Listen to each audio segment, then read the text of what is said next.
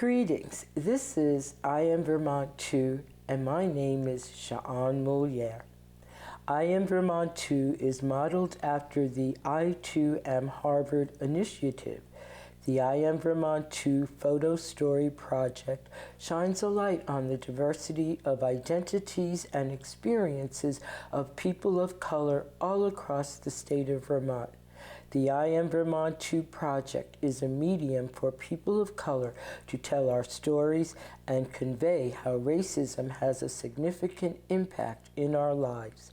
This is the first known statewide multi-generation project done only by people of color living, working, and going to school in the state. It is also a vehicle to outreach for the People of Color Caucus. Social justice activist Grace Lee Boggs said, "Creativity is the key to human liberation." A poem. Hi.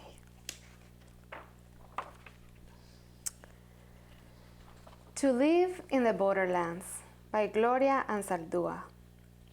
To live in the borderlands means you are neither hispana, india, negra, española, ni gabacha, eres mestiza, mulata, half-breed. Caught in the crossfire between camps while carrying all 5 races on your back, not knowing which side to turn to, run from. To live in the borderlands means knowing that the India in you, betrayed for 500 years, is no longer speaking to you. The Mexicanas call you rajetas, that denying the Anglo inside you is as bad as having denied the Indian or black. Cuando vives en la frontera, people walk through you, the wind steals your voice, you're a burra, way, scapegoat, forerunner of a new race, half and half, both woman and man, neither a new gender. To live in the borderlands means to put chile in the borscht, eat whole wheat tortillas, speak Tex-Mex with a Brooklyn accent. Be stopped by La Migra, the border checkpoints. Living in the borderlands means you fight hard to resist the gold elixir beckoning from the bottle, the pull of the gun barrel, the rope crushing the hollow of your throat. In the borderlands, your battleground, where enemies are kin to each other. You are at home, a stranger. The border disputes have been settled. The volley of shots have scattered the truce. You are wounded, lost in action, dead, fighting back. To live in the borderlands means the meal with the razor white teeth wants to shred off your olive red skin, crush out the kernel, your heart. Pound your pinch, you roll your out, smelling like white bread, but dead. To survive the borderlands, you must live sin fronteras, be a crossroads. My guest today is Amanda Garcés, Colombian, immigrant rights activist and founder of the Vermont Coalition for Ethnic and Social Equity in Schools. Welcome to the program, and thank you for being here and for sharing the poem. Thank you. I first met Amanda when we had lunch with Lieutenant Governor David Zuckerman, and later I had the privilege of working with her and the Vermont Coalition for Ethnic and Social Equity in Schools. Amanda was the driving force behind the Bill H3. Before you tell the viewers about yourself, can you share what it was like to be asked to be a guest on today's program and to be a part of the I Am Vermont 2 photo exhibit? Yeah, I mean, you are amazing, and you have been a force in Vermont in all this work.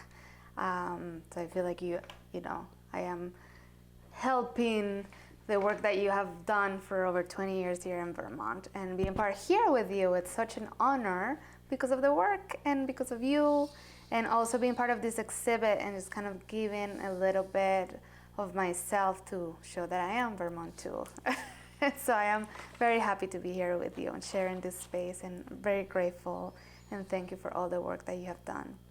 Well, it has been a pleasure and an honor to work with you, to witness your leadership, your organizing skills, your being able to bring together such a diverse group of people, and the outcome being beyond my reality, having worked for over 30 years around racism, racial justice in schools, and to finally have something that has teeth that can move us forward. So I appreciate you and all your efforts, and thank you for being here on the show again.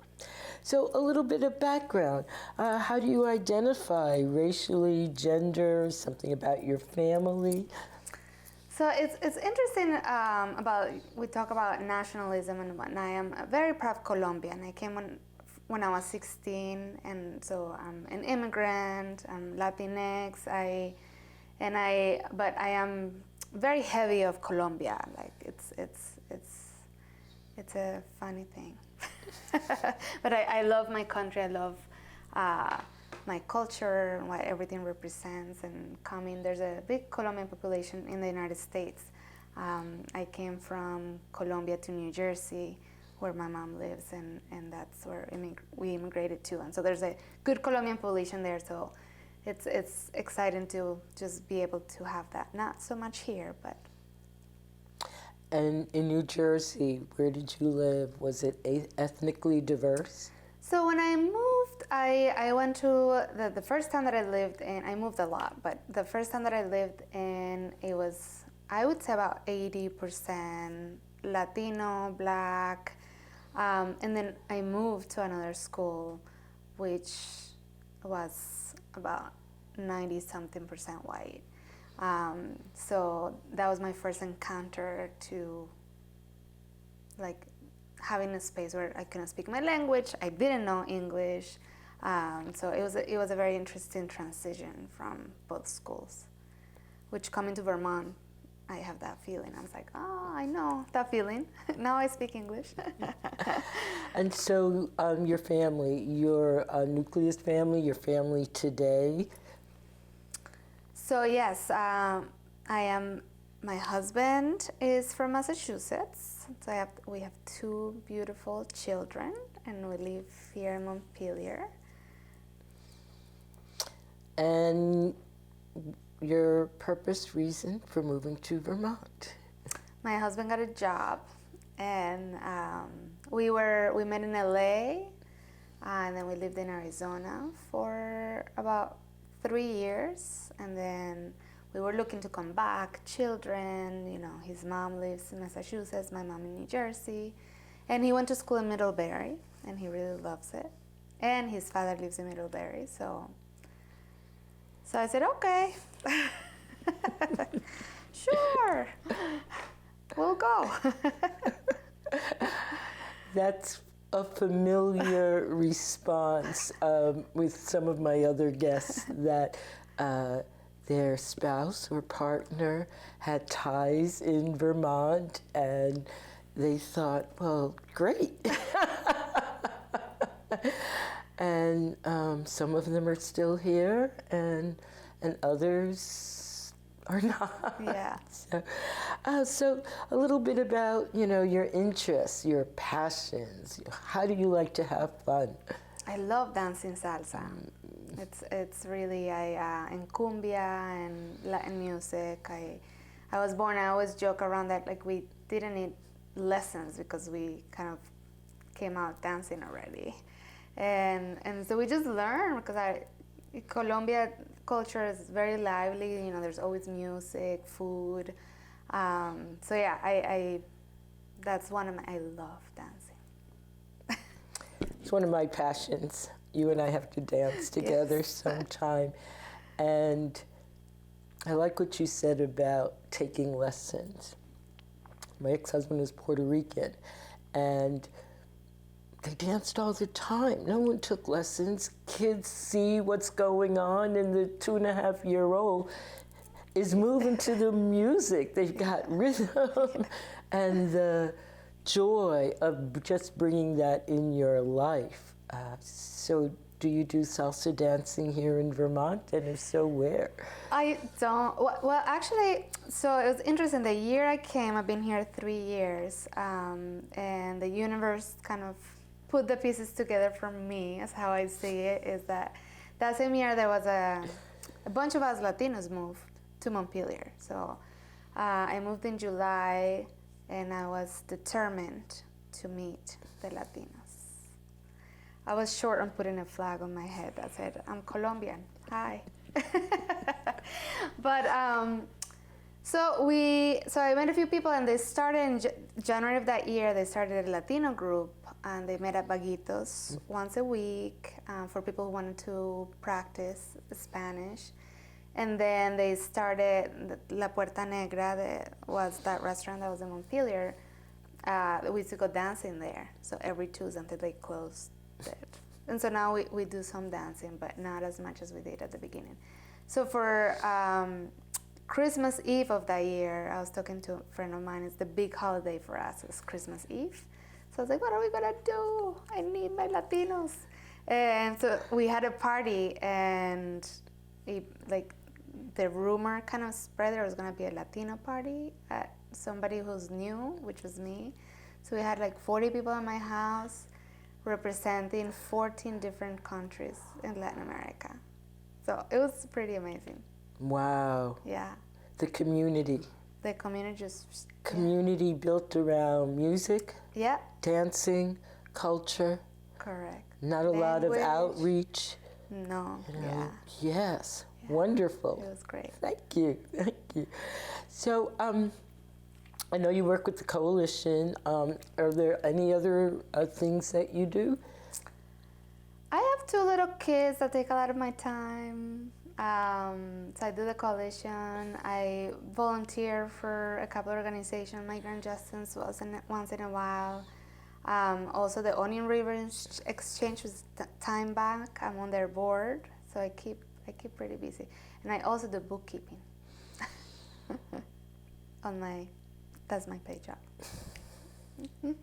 Yes, how we have to balance our lives in a sense of what we need to do so that we can do our passions. Yes. Yeah, thank you, thank you. Your involvement, although you've been here for a short time, has been intense, and thank you for that. So what has been the impact of racism for you living in Vermont? I think for me, it's the microaggressions. It's been interesting to see how people view me just by looking at me, because I lived in LA, New Jersey, where, it was not, I didn't stand out as I do here, which I still find this strange. So walking and people trying to practice their Spanish when, if I'm just walking, they're like, hola! And I'm like, hola?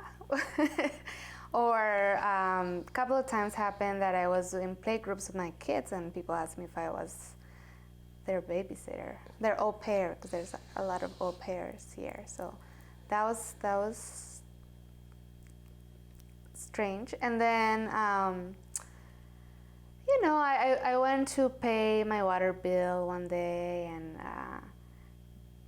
I was asking questions about how to get a permit for my car, and the lady was very adamant that I had to ask my landlord. And so for me, it was just not asking the questions. So yeah, little microaggressions like that kind of build up. And my daughter, who's 6, kind of notices things like, why did that guy just speak Spanish to you? Or so somebody told me that my accent was exotic. So so that was so those microaggressions. I'm not in the workforce. I'm being a stay-at-home mom, or do my little bookkeeping at home. So I haven't, the systemic pieces of it, I haven't yet felt it myself. But yeah, but it sounds that you feel it through various aspects of your life. Yeah. And that it's more, if we were to look at it of being productive or non-productive, it's more on the non-productive side. So microaggression, if you could pick one in particular and describe, the situation and how it made you feel at the time. Yeah. So yeah, I was we were in a play group, and usually I have 4 friends who are also from Latin America, who also have little kids, and that they weren't there, and I was just sitting reading while my kids were playing, and I noticed that there's some au pairs that live in Montpelier too. So, and somebody came and was like, "Oh, who are the parents of your children? Who are the parents?" And I'm like, "I am." So I used to be a babysitter when I first came, and I think they are the most amazing people in the world, and so being thought of being a babysitter is not bad. It's just it's like my children actually do look like me. So I don't really understand what people look at. Oh, she's Latina, she must be taking care of kids, which is that stereotype of, yeah. So how did you feel in that moment? Yeah, I think I had a lot of emotions trying to figure out why it bothered me. It's like, what right do you have to even doubt that these are my kids, number one, or to ask me that? Like, I don't go around to people, are these your kids? Yeah, like when do you step aside, like from the dignity of another person to that this is their private life anyways, like you shouldn't be assuming those things. So I still, try to make sense of that in a way. When I like my kids, I'm like, they're mine. One of the things that folks of color experience is the stress around microaggressions, and it's a cumulative effect. And depending on the situation, whether it's something small or something that has rocked your world, it does take away your agency, your self-efficacy. I say for me, it cognitively impairs me. Because sometimes those emotions come up and, trying to analyze and figure it out and thinking the best and having cognitive dissonance because that's not what I'm experiencing. So yeah, that is, again, a thread that we share. At that moment, what would you need? Here you are and you're, dealing with people in an intimate situation. You're in your role of mother. I don't know where your children are in relation to this conversation. So what would you say you needed at that time? Good question. So my kids were playing. It's like little chaotic children everywhere.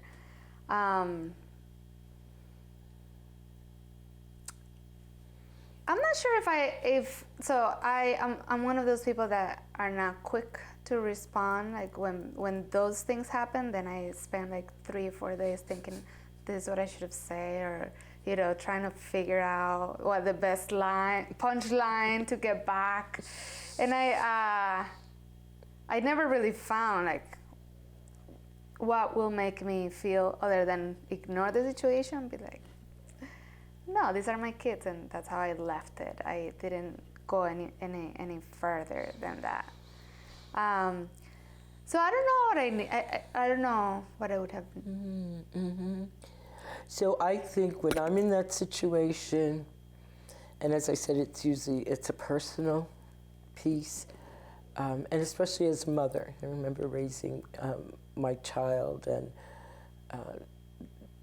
people's various responses.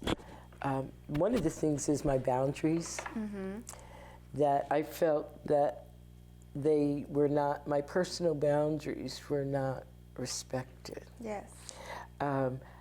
I did not feel, what I needed was to be a complete person, back to just as you said, it would be nice to come up with a quick answer, or if you're not coming up with a quick response, something, a tool that would allow you to get calm again, to come back to where you were before this situation happened. Yeah. And those are the kinds of things that I think for some of us, again,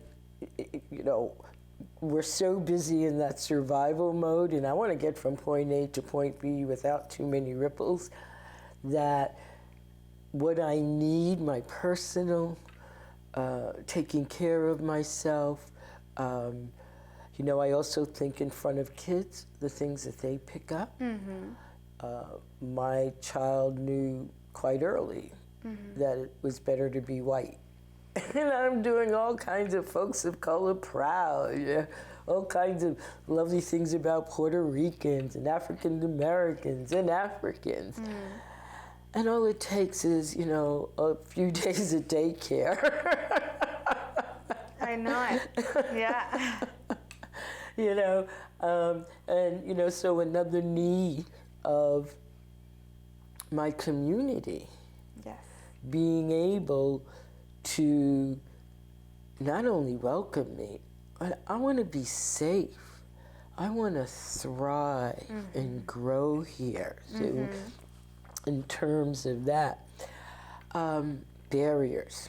Do you think you've put up any kinds of barriers because of microaggressions? And if so, can you share? Yes, I definitely feel in any public place, on the phone, that there is, yes, a complete barrier that I put up when, and I feel it. It's like when I'm not with people that I know, to make sure that I don't have those encounters. I'm suspicious and skeptical. Yes, walls. Yes. Yeah, and for me and others who've actually sat in that chair as well, said that they weren't able to be their full self. So everybody loses. They're not living to their full potential, and their community isn't able to see them. And the need, just as you mentioned, of being with others that can nurture you in that way, so those barriers are not up there. So, if you were to have a suggestion or a proposal to what the community could do to make one's life, or your life, your children's life, visible, where your experiences are validated and your contributions to the community are valued, what would it be? So I'm all into this education. Because I think that is the key, right?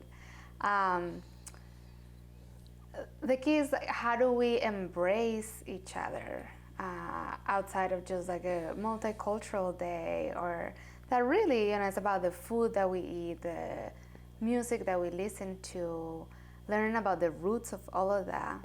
And so, yeah, my proposal would be like every community should have conversations about the different ethnicities or the different racial groups that are in your town, or not in your town, but in like the world, and really embracing without appropriating, and for our kids to learn that that there's so many of us from so many different walks of life, so many elders to love and adore and learn from, So I think I don't think it's as big as people, like my proposal would be like, we just need to learn from each other and like leave the assumptions on the side and eat our food. And that. Gather around music and food. What things could be done to make life better for people of color in Vermont? Well, yeah, a lot. Let's undo systemic racism. I think there's a lot of initiatives happening right now where people should be paying attention. For impartial policing policies that do not allow ICE to work with the police, so that people actually feel safe. And there's initiatives all over Vermont that is being led by Migrant Justice. So it's really great. There are a lot of organizations that are doing good work. Justice for All in Burlington has done some of the equity work. I Am Vermont too. So I think it's working together to get better needs to be in a systemic level as well as the local level. And the local level is like, how are we supporting the schools that want to bring curriculum that talks about all of us, that centers us as not victims but resistors, right? Like we have such an amazing and incredible gift to the world that many of our ancestors and the people like you, Sha'an, that are doing so much work for so many years, that resistance has been like the key to continue to live and dance. Like music is such a perfect example of the resistance that people from Africa, they were able to embed it. So like I give it cumbia. I've been studying a lot about the roots of cumbia, the roots of slavery in Colombia and indigenous communities, and how like all the instruments play out. And so I learned, like we talked about dancing since I was little, but like all those roots we should learn to like honor the sacrifice that people have made, honor the fact that people continue to resist these policies and horrendous things. And speaking about the various efforts, can you share with us about the coalition, a little bit about how it started, what happened at the beginning, and where we are now? Yeah, so our first meeting was November 4th, which you were there, and I always use you as an example that you said something in that meeting that said, this is the vehicle we were waiting for. And the vehicle meant that there has been so much work already done around really curriculum, like trying to like tell our stories and trying to make schools accountable for the racism. So 20 years ago, there was a report that said that racism in Vermont schools is pervasive. You were part of that. There were community forums all over. That was 20 years ago. 3 years later, they did another report, and they're still saying the same thing. And here we are, 2019, and we still know that still the same things are happening in many of the schools. Lots of improvement. There's a lot of buzz around.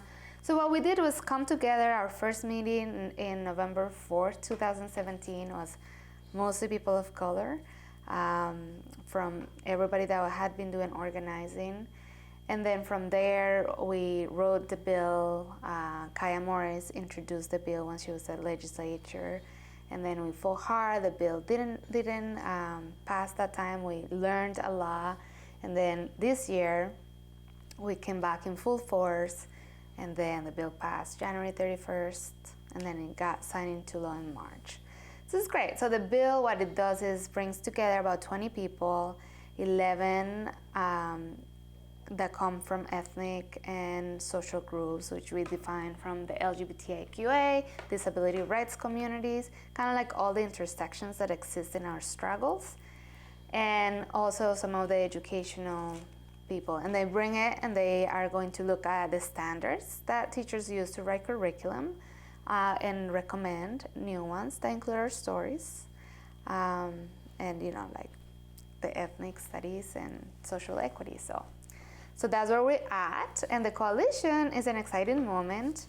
We have an education committee. We're all volunteers. We have one full-time person. The rest is all volunteers like you and me. And but we're gonna do listening sessions around the state, and just to kind of share and try to see how we can support each other in each community, and push for whatever each community needs. So that's one of the many things we're gonna do in the next 2 years.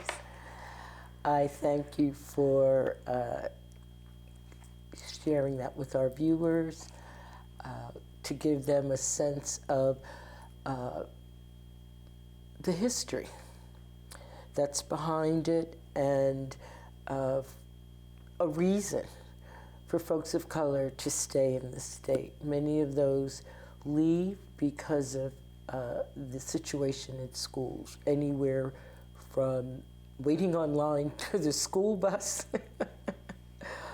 to the school environment, to the curriculum, to discipline, to really recognizing that Vermont did not have the capacity to meet the needs of our children and students of color. I'm in awe and really, more than I can express, appreciate the fire that you lit, that you brought to the state, and how you brought people together. Forever grateful, excited to see what our next steps, the outcome of the gatherings, and having people an opportunity not only to hear what are the next steps, because we've been hearing for a long time. I don't know if people have actually been listening and taking action. Yeah. So I do thank you. Once again, I'd like to thank you, Amanda, for being my guest, for sharing your experience and your poem. And thank you, viewers, for watching I Am Vermont too. Like us on Facebook.